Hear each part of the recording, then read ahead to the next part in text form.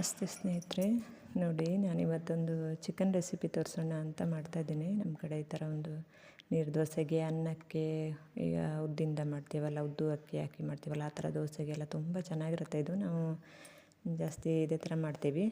ಅಂದರೆ ನಾನು ಸಿಂಪಲ್ಲಾಗಿ ಏನು ಜಾಸ್ತಿ ಐಟಮ್ ಹಾಕಲಿಲ್ಲ ಇದಕ್ಕೆ.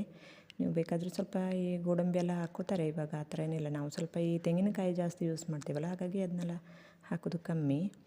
ಈ ಥರ ನೋಡಿ ಐಟಮ್ ಎಲ್ಲ ಸ್ವಲ್ಪ ಅದು ಸ್ಕಿಪ್ ಆಯಿತು ವಿಡಿಯೋ ಹಂಚಿದ್ರು. ಈ ಥರ ಮೆಣಸು ಮತ್ತು ಒಂದು 10-15 ಮೆಣಸು, 2 ಟೀ ಸ್ಪೂನು ಕೊತ್ತಂಬರಿ, ಜೀರಿಗೆ ಅದರ ಅರ್ಧ ಭಾಗ ಸ್ವಲ್ಪ ಕಮ್ಮಿ ಹಾಕಿದೆ, ಸ್ವಲ್ಪ ಮೆಂತ್ಯ ಕಾಳು ಅಷ್ಟೇ ಹಾಕಿದ್ದು. ಮತ್ತು ಬೇವಿನ ಎಲೆ ಹುರಿಯುವಾಗ ಹಾಕ್ಕೊಂಡು ಈ ಥರ ನೋಡಿ ಅರಿಶಿನ ಪುಡಿ, ಒಂದು ಬೆಳ್ಳುಳ್ಳಿ ಗಡ್ಡೆ ಹಾಕಿದ್ದೆ, ಸ್ವಲ್ಪ ಈ ಗರಂ ಮಸಾಲ ಐಟಮ್, ಚಕ್ಕೆ ಹೂವು ಎಲ್ಲ ಇರುತ್ತಲ್ಲ, ಗಸಗಸೆ ಎಲ್ಲ ಸ್ವಲ್ಪ ಇರೋದನ್ನ ಹಾಕಿದ್ದೆ.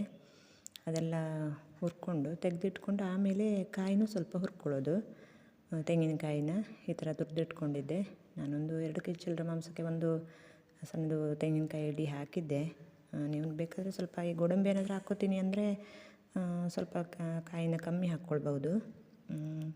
ನಾವು ಜಾಸ್ತಿ ಇದೇ ಥರ ಮಾಡ್ತೀವಿ, ಅದಕ್ಕೆ ಮಾಡಿ ತೋರಿಸ್ತೀನಿ. ಈ ಥರ ನಾನು ಜಾಸ್ತಿ ಗ್ರೈಂಡ್ರಲ್ಲೇ ಹಾಕಿ ಮಸಾಲೆನ ಮಾಡೋದು. ಅಂದರೆ ಅದು ನೀವು ಇವತ್ತು ಖಾಲಿ ಆಗದೆ ನಾಳೆ ಇದೆ ಅಂದರೆ ತುಂಬ ಚೆನ್ನಾಗಿರುತ್ತೆ ಗ್ರೈಂಡ್ರಲ್ಲಿ ರುಬ್ಬಿ ಮಾಡಿದ್ದು. ಯಾವುದಾದ್ರೂ ಅಷ್ಟೇ ತುಂಬ ರುಚಿ ಅದು. ಈ ಕಲ್ಲಲ್ಲಿ ಕಡ್ದು ಮಾಡ್ತೀವಲ್ಲ, ಅದೇ ಥರ ಸ್ವಲ್ಪ ಟೇಸ್ಟ್ ಕೊಡುತ್ತೆ.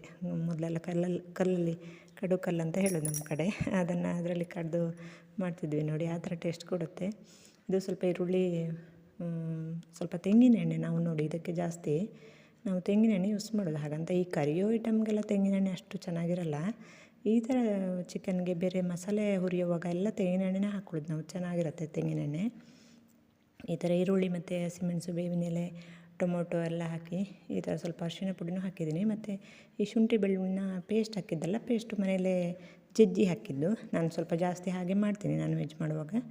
ಮಾಂಸಕ್ಕೆಲ್ಲ ಜಾಸ್ತಿ ಶುಂಠಿ ಬೆಳ್ಳುಳ್ಳಿ ಸ್ವಲ್ಪ ಜಾಸ್ತಿ, ಶುಂಠಿ ಸ್ವಲ್ಪ ಕಮ್ಮಿ ಹಾಕಿ ಒಂದು ಅಂದಾಜು ಹಾಕಿ ಇದು ಮಾಡಿ ಜಜ್ಜಿ ಈ ಥರ ಮಾಂಸ ಇದು ಮಾಡುವಾಗ ಹಾಕ್ಕೊಳ್ಳೋದು. ಇದು ನೋಡಿ ಉಪ್ಪು ಸ್ವಲ್ಪ ನಾನು ಇವಾಗ ನಿಮಗೆ ಬೇಗ ಅನಿಸ್ಬೋದು, ಆದರೆ ಅದು ವಿಡಿಯೋ ಸ್ವಲ್ಪ ಕಟ್ ಮಾಡಿದ್ದೀನಿ ಮಧ್ಯ. ಅಂದರೆ ಸ್ವಲ್ಪ ಹೊತ್ತು ಎಣ್ಣೆಯಲ್ಲಿ ತೆಂಗಿನೆಣ್ಣೆ ಹಾಕಿ, ಇದು ಬಾಯ್ಲರ್ ಕೋಳಿ ಅಲ್ವಾ, ಅದನ್ನು ಚೆನ್ನಾಗಿ ಸ್ವಲ್ಪ ಫ್ರೈ ಮಾಡಿಕೊಂಡು ಆಮೇಲೆ ಉಪ್ಪು ಹಾಕಿ ಮುಚ್ಚಿ ಇಡಬೇಕು. ಫಸ್ಟೇ ಇಡಬಾರ್ದು ಸಾರಾದ್ರೂ, ಆವಾಗ ಸ್ವಲ್ಪ ಮಾಂಸ ಗಟ್ಟಿಯಾಗುತ್ತೆ, ಅದು ಮೆತ್ತಗಲ್ಲ, ಪುಡಿ ಆಗೋದಿಲ್ಲ, ಇಡೀ ಹಾಗೆ ಇರುತ್ತೆ. ಸ್ವಲ್ಪ ತೆಂಗಿನೆಣ್ಣೆ ಹಾಕ್ಕೊಂಡು ಮಿಕ್ಸ್ ಮಾಡಿಕೊಂಡು ಆಮೇಲೆ ಉಪ್ಪು ಹಾಕಿ ಮುಚ್ಚಿ ಇಡಿ. ಫಸ್ಟೇ ಹಾಕಬೇಡಿ, ಮಾಂಸ ಹಾಕಿದ ತಕ್ಷಣ ಉಪ್ಪು ಹಾಕಬೇಡಿ, ಆವಾಗ ಪಟ್ಟಂತ ನೀರು ಬಿಡುತ್ತೆ ಅಲ್ವ. ಹಾಗಾಗಿ ಈ ಥರ ನೋಡಿ ಮಸಾಲೆ ಹಾಕಿ ಮಿಕ್ಸ್ ಮಾಡಿ ಸರಿಯಾಗಿ ಒಂದು ಸ್ವಲ್ಪ ಹೊತ್ತು, ಒಂದು 10 ನಿಮಿಷ ಕುದಿಸಿದ್ರೂ ಸಾಕು. ಎಲ್ಲನೂ ಏನಾಗಿದೆ, ಕಾಯಿ ಮಸಾಲೆ ಎಲ್ಲ ಹುರಿದಿದ್ದಲ್ವ, ಫಸ್ಟೇ ಬೆಂದಿರುತ್ತಲ್ವ, ಹಾಗಾಗಿ ತುಂಬ ಕುದಿಬೇಕು ಅಂತ ಏನಿರಲ್ಲ.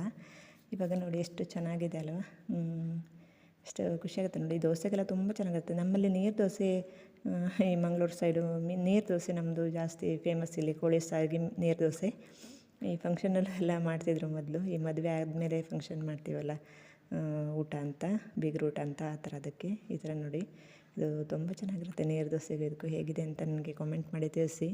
ಥ್ಯಾಂಕ್ ಯು ಇಷ್ಟೊತ್ತು ವಿಡಿಯೋ ನೋಡಿದ್ದಕ್ಕೆ.